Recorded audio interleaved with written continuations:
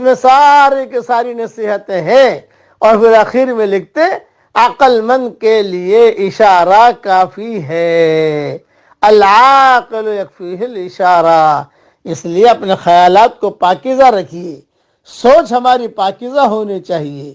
علماء نے لکھا ہے آدمی اپنی بیوی سے صحبت کر رہا ہے اور خیال میں دوسری کوئی عورت ہے، تو اب کر رہا ہے اپنی بیوی سے صحبت اور خیال میں کوئی دوسری عورت ہے، تو اللہ کے یہاں یہ زانی شمار ہوگا، اس لیے کہ اس نے اپنے خیالات میں دوسری عورت کو رکھا ہے۔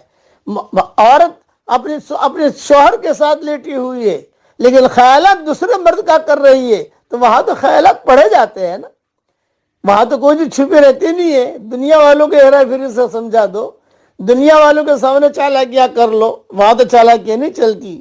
اللہ تعالیٰ اس قسم کی چالاکیوں سے ہم سب کی پوری